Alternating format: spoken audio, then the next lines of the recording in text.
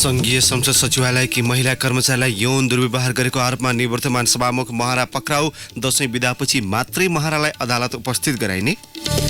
नवरात्रिको अन्तिम दिन आज महानवमी शक्ति स्वरूपा सिद्धिदात्रीको पूजा गरी मनाइँदै मुलुकभरका शक्तिपीठहरूमा भक्तजनको घुइँचो।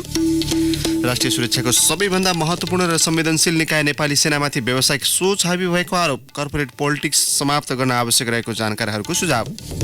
विभिन्न आर्थिक समस्या देखाउँदै बहुराष्ट्रिय कम्पनी एचएसबीद्वारा 10,000 कर्मचारी कटौती गर्ने निर्णय। 4,000लाई यही वर्षभित्र छुट्टी दिइने। र ओमनमा जारी 5 राष्ट्र सहभागी T20 सिरिजको आफ्नो दोस्रो खेलमा नेपालले आज नेदरल्यान्डसँग प्रतिस्पर्धा गर्दै।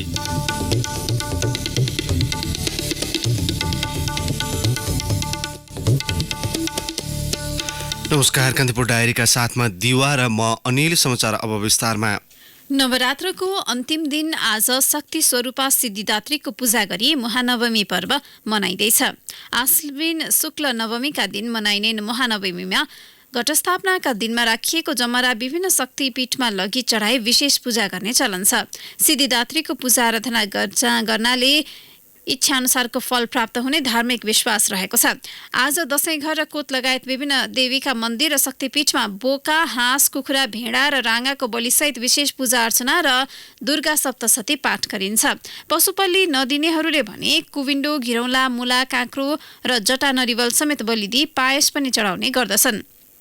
मार्कण्डेय पुराणमा उल्लेख भए अनुसार महानवमी तिथिकै दिन चामुण्डा देवीले रक्तबीज राक्षसलाई वध गरेकाले महानवमी पर्वलाई विशेष महत्त्वका साथ लिइन्छ। राजधानीको बसन्तपुर स्थित हनुमान ढोका दरबारमा रहेको तलेजु भवानीको मन्दिर पनि आजैको दिन खुल्ने गर्दछ। आजैका दिन बिहान कलपूर्जा, हात हतियारहरू तथा सवारीका साधनहरू आदिलाई बलि दिई विश्वकर्माको पूजा पनि गरिनुका साथै 2 वर्षदेखि 10 वर्षसम्मका कन्याहरूको पूजाआजा समेत गरिन्छ। आज कोतहरूमा हर्ष बढाइका साथै कोत र निशान पूजा पनि गर्ने चलन छ। नेपाली सेनाका ब्यारेक तथा गुल्महरूमा बाजागाजा सहित बलि दिएर जङ्गी निशान पूजा तथा कोत पूजा गर्ने चलन छ। काठमाडौँ उपत्यकाका दक्षिणकाली नक्साल भगवती, शोभा भगवती, भद्रकाली, वज्रबाराही, रक्तकाली, सङ्कटा, बङ्गलामुखी लगायत शक्तिपीठहरूमा पूजा आराधना गर्नेहरूको बिहानैदेखि घुइँचो लागेको छ। यसैगरी उपत्यका बाहिर काभ्रेको पलाञ्चोक भगवती, बनेपाको चण्डेश्वरी, भोजपुरको सिद्धकाली, ताप्लेजुङको पाथिभरा, गोर्खाको गोरखकाली, मनोकामना, सप्तरीको छिन्नमस्ता, चितवन नवलपरासीको मौल्ला कालिका, धादिङको त्रिपुरा सुन्दरी र नेपालगञ्जको बागेश्वरी लगायतका मन्दिर तथा शक्तिपीठहरूमा पनि दर्शनार्थीको भिड लागेको छ। संघीय संसद सचिवालयकी महिला कर्मचारीमाथि यौन दुर्व्यवहार गरेको आरोप लागेका निवर्तमान सभामुख कृष्णबहादुर महरा पक्राउ परेका छन्। घटना भएको 8 दिनपछि महानगरीय प्रहरी वृत्त नयाँ बानेश्वरको टोलीले महरालाई बालुवाटार स्थित सभामुखको निवासबाट हिजो साँझ नियन्त्रणमा लिएको हो। महरालाई पक्राउ गर्न महानगरीय प्रहरी वृत्त नयाँ बानेश्वरका डीएसपी दुर्गाराज रेग्मीको नेतृत्वमा प्रहरी टोली बालुवाटार पुगेको थियो। प्रहरी स्रोतका अनुसार महरालाई सिंहदरबार वृत्तको नियन्त्रण कक्षमा राखिएको छ। आफ्नो कोठामा आएर महराले बलात्कार प्रयास गरेको किटानी जाहेरी पीडित महिला रोशनी शाहीले आइतबार दर्ता गराएकी थिइन्। जिल्ला अदालत काठमाडौँले हिजो नै महरालाई पक्राउ गर्न पुर्जी जारी गरेको थियो। महरा विरुद्ध फौजदारी अपराध संहिता अनुसार मुद्दा चलाउने प्रहरीको तयारी छ। दशैं बिदापछि मात्रै प्रहरीले महरालाई अदालत उपस्थित गराउनेछ। गत 12 गते राति शाहीको कोठामा पुगेको प्रमाण भेटिएपछि महराले मंगलबार सभामुख पदबाट राजीनामा दिएका थिए। पदबाट राजीनामा दिए पनि काठमाडौँमा बस्नलाई कोठा नभेटेको भन्दै महरा सरकारी निवासमै बस्दै आएका थिए। त्यहीबाट प्रहरीले पक्राउ गरेको हो।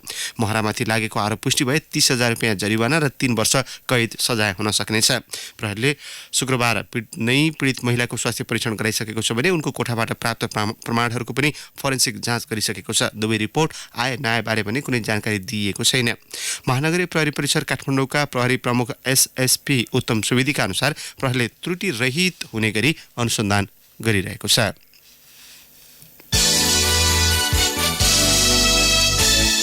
राष्ट्रिय सुरक्षाको सबैभन्दा महत्त्वपूर्ण र संवेदनशील निकाय नेपाली सेनालाई मानिन्छ। तर पछिल्लो समय सेनामाथि व्यावसायिक सोच हावी भएको आरोप लाग्न थालेको छ। सेनाको मर्यादा उच्च बनाइराख्न सरकार निकायले सेनाभित्रको कर्पोरेट पोलिटिक्स समाप्त गर्नुपर्ने बताएका छन्। अब हाम्रो नियमित स्तम्भ कान्तिपुर सविस्तार। कान्तिपुर सविस्तार।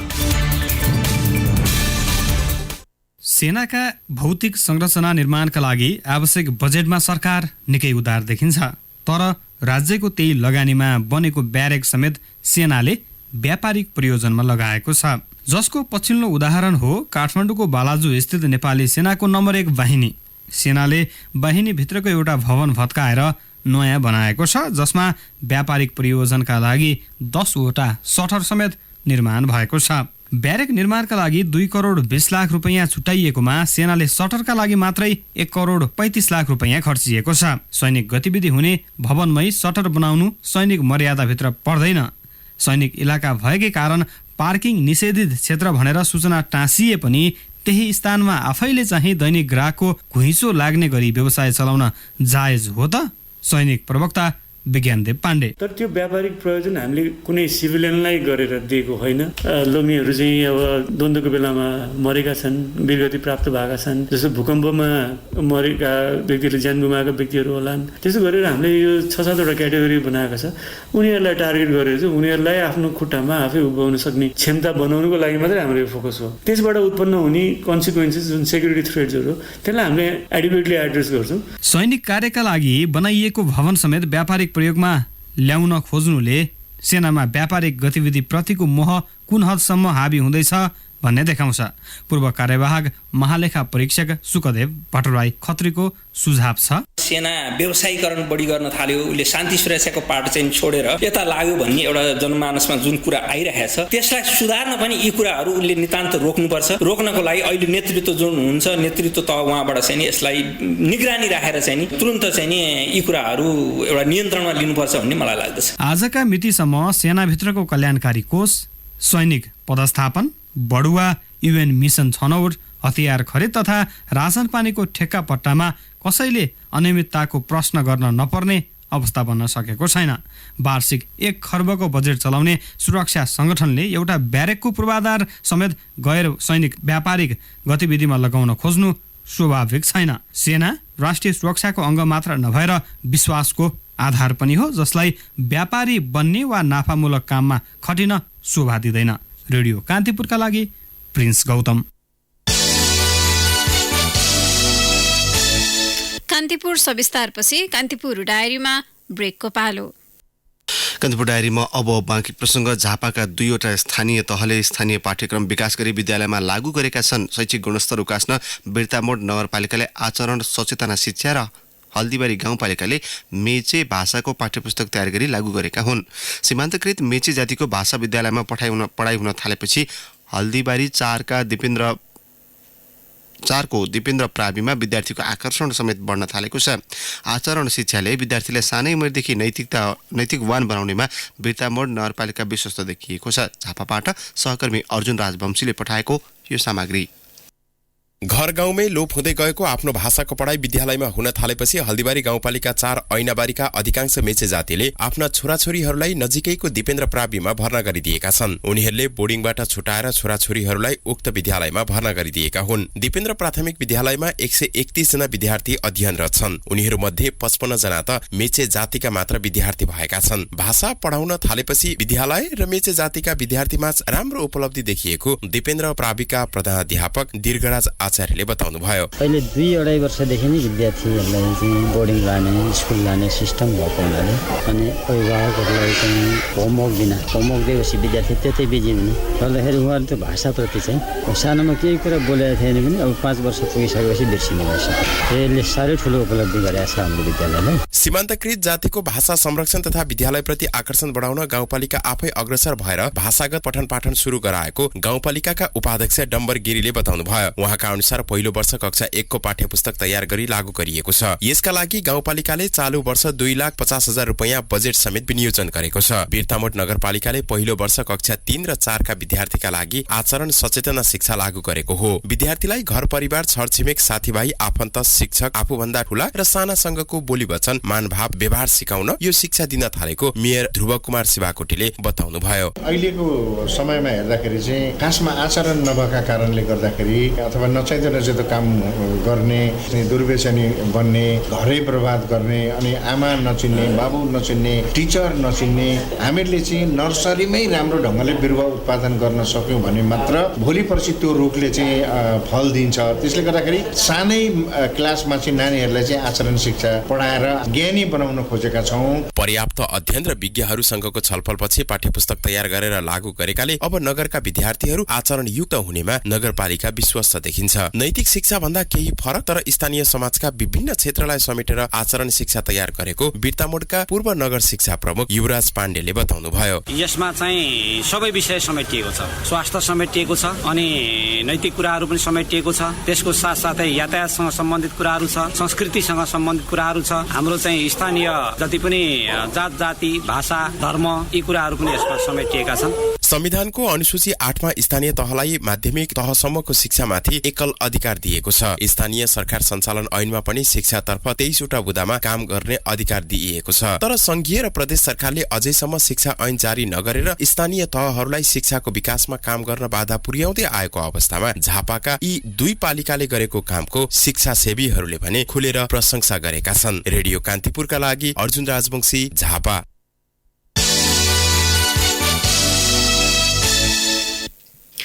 दशैंमा धक फुकाएर खर्च गर्ने नेपालीको बानी छ। लत्ता कपडा र मरमसला किन्नदेखि खसीबोकाको जोहो गर्न ऋण काढेरै भए पनि किनमेल गरेर दशैं मनाउने पुरानै चलन हो। त्यसो भए दशैंमा कति खर्च होला? सुन्दा आश्चर्य लाग्न सक्छ। मुलुकको अर्थतन्त्रमा दशैं अवधिभरमा मात्र 8 खर्ब रुपियाँ बराबरको कारोबार हुन्छ।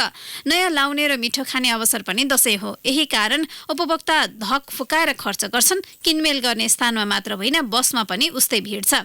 केन्द्रीय तथ्याङ्क विभागका अनुसार गत आर्थिक वर्षमा 23 खर्ब रुपियाँ उपभोगमा खर्च भएको थियो। यो आर्थिक वर्षको पहिलो महिना 7% मूल्य वृद्धि भएकाले उपभोगमा 24 खर्ब खपत हुने देखिन्छ। त्यसको 1/3 अर्थात् 8 खर्ब रुपियाँ दशैंमा खर्च हुने अर्थशास्त्रीको भनाइ छ। दशैंसँगै अरू ठूलो चाड तिहार र छठ पनि सँगसँगै आउँदैछ। जाति र धर्म अनुसार नेपालमा 12 महिना कुनै न कुनै चाड परिरहन्छ, जसका कारण कुल गृहस्थ उत्पादनको 70% उपभोगमै सकिने गरेको छ। कान्तिपुर डायरीमा पुनः ब्रेकको पालो। कान्तिपुर डायरीमा अब आर्थिक प्रसङ्ग। आधा दर्जनभन्दा बढी काममा प्रदेश 2 सरकारले गरेको लाखौं रुपियाँको प्रतिफल शून्य देखिएको छ। स्वयंसेवकमा कर्मचारी भर्ना र सल्लाह सुझाव सङ्कलनका नाममा खर्चिएको लाखौं रुपियाँको नतिजा बेकामै बनेको हो। प्रदेशको सामाजिक विकास मन्त्रालयले शिक्षा, कृषि, स्वास्थ्य क्षेत्रमा आवश्यक कर्मचारीका लागि विज्ञापन निकालेर आवेदन सङ्कलन गरी मौखिक परीक्षा लिए पनि नतिजा भने सार्वजनिक गरिएको छैन।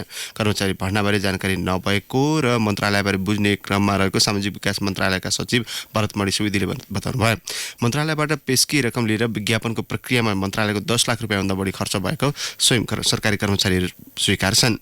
आन्तरिक मामिला तथा कानुन मन्त्रालयले प्रदेशका 136 स्थानीय तहमा कानुन परामर्शदाताका लागि आह्वान गरेको विज्ञापनमा 600 भन्दा बढीले आवेदन दिएर मौखिक परीक्षा दिए। विज्ञापनको प्रक्रिया पूरा गर्न कर्मचारीले तलब बाहेकका सुविधा र भत्ता लिइसकेका छन्, तर मन्त्रालयले कानुन सहजकर्ता अझै नियुक्त गरेको छैन। अब अन्तर्राष्ट्रिय प्रसङ्ग। बहुराष्ट्रिय बैंकिङ कम्पनी HSBCले विभिन्न आर्थिक समस्याका कारण 10,000 कर्मचारी कटौती गर्ने निर्णय गरेको छ। समग्र खर्च कटौतीका लागि कर्मचारीलाई बिदा दिने निर्णय गरेको बैंकका प्रमुख कार्यकारी अधिकृत नोएल स्क्विनले बताउनु भएको छ।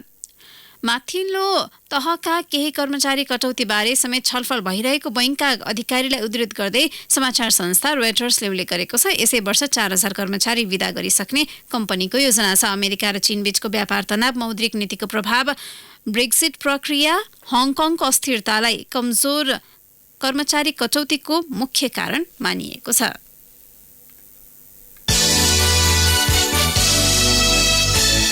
अब खेल प्रसङ्ग। ओमनमा जारी 5 राष्ट्र सहभागी T20 सिरिजको आफ्नो दोस्रो खेलमा नेपालले आज नेदरल्यान्डसँग प्रतिस्पर्धा गर्दैछ। ओमनको एमिरातमा नेपाली समयअनुसार बिहान 11:15 बजे प्रतिस्पर्धा सुरु हुनेछ। पछिल्ला 5 भेटमा 1मा मात्र जित निकालेको नेपाल डच टोली विरुद्ध प्रदर्शन सुधार गर्दै आफू अनुकूलको नतिजा निकाल्ने योजनामा छ। नेपाललाई 3 खेलमा हराइसकेको नेदरल्यान्ड्स सोही लयलाई निरन्तरता दिने प्रयासमा छ। पछिल्लो पटक लन्डनको मेरीलेबोन क्रिकेट क्लबले आयोजना गरेको T20 सिरिजमा वर्षाका कारण नेपाल नेदरल्यान्ड्स बीचको खेल रद्द भएको थियो। हिजो भएको आफ्नो पहिलो खेलमा हङकङलाई 4 विकेटले हराउँदै विजयी सुरुवात गरेको नेपाल आजको खेलमा उच्च मनोबलका साथ मैदान उत्रनेछ। आजै हङकङ र आयरल्यान्ड पनि आमने सामने हुँदैछन्। सोही मैदानमा 2 राष्ट्रबीचको खेल नेपाली समयअनुसार अपराह्न 3:15 बजे सुरु हुनेछ।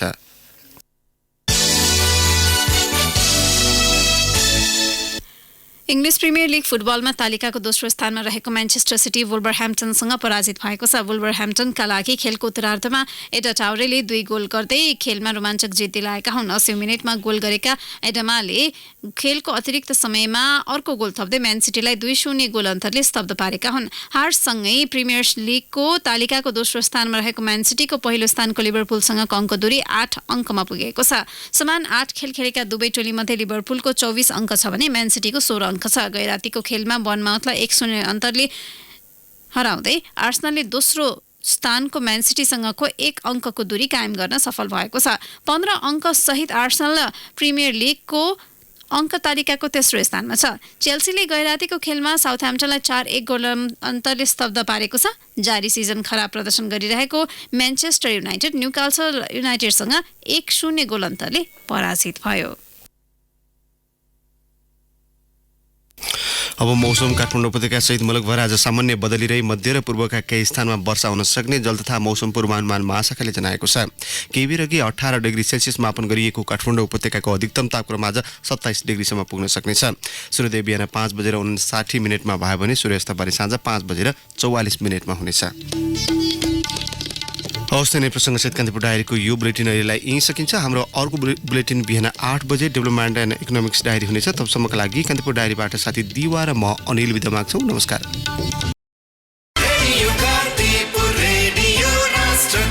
सूचना र मनोरञ्जनको सम्वाहक रेडियो राष्ट्रको रेडियो कान्तिपुर।